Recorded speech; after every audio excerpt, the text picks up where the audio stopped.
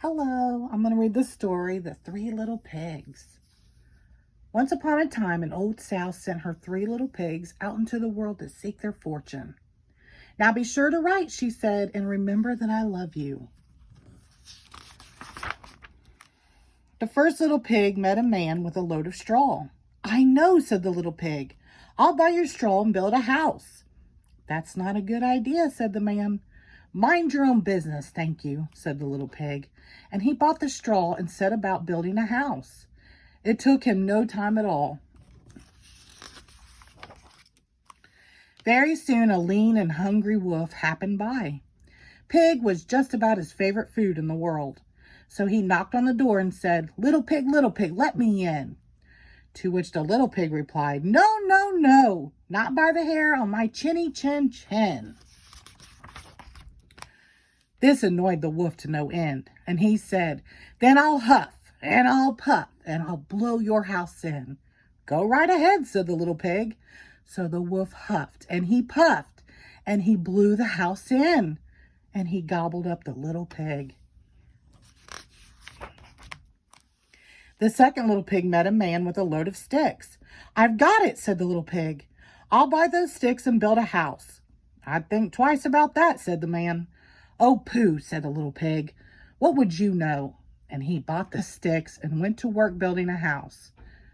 "Very pretty," he said. No sooner had the little pig settled into his pretty house than the wolf happened by. He was still hungry, and he said, little pig, let me come in." To which the little pig replied, "No, no, no, not by the hair on my chinny chin chin." The wolf didn't care for all that at all, and he said, "I'll huff and I'll puff, and I'll blow your house in."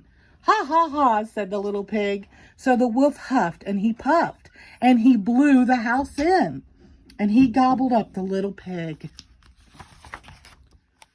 Now the third little pig met a man with a load of bricks. "These bricks will make a fine, sturdy house," said the man. "Capital idea, my good fella," said the little pig. So he bought the bricks and set about building a house. It took him quite a bit of time, but it was well worth it.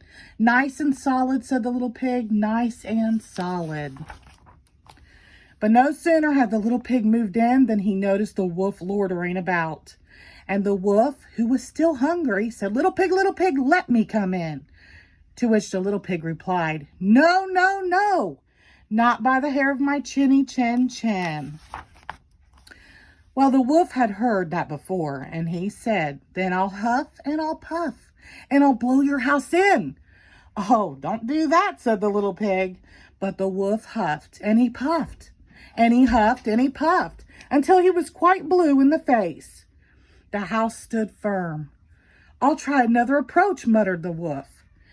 And he put on his most dazzling smile. "Little pig, I was only teasing," he said. "By the way, I hear tell that the Farmer Jones has the most scrumptious turnips. Shall we go pick a few?" "Oh, I'm much too busy now," said the little pig. "What about tomorrow morning?" "Excellent," said the wolf. "I'll come for you at 6. The next morning, the little pig got up at 5, hurried off to the Farmer Jones turnip field, picked a basket of scrumptious turnips, and dashed back home. When the wolf arrived at 6, the turnips were already boiling in the pot.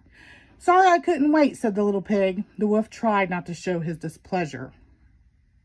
"No harm done," he said. "By the way, there is a lovely apple tree down in Merry Meadow.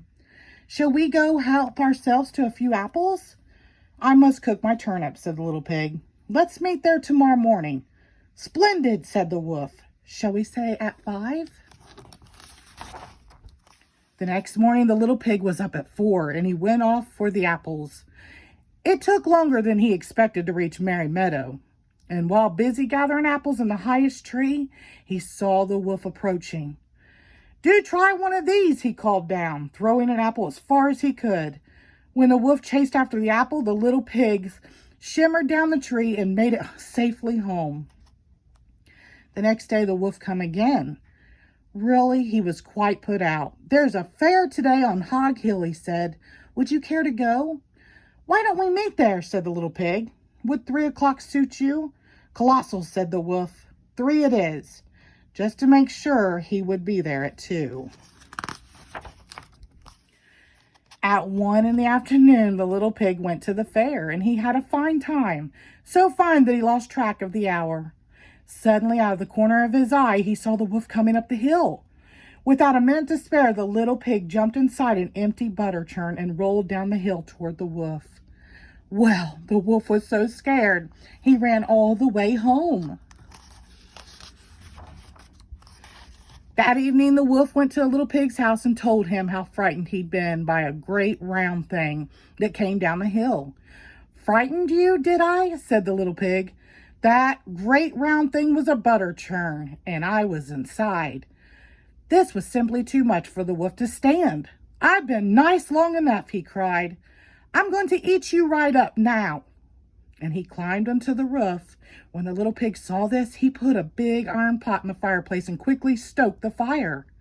"Here I come," cried the wolf. "Dinner time."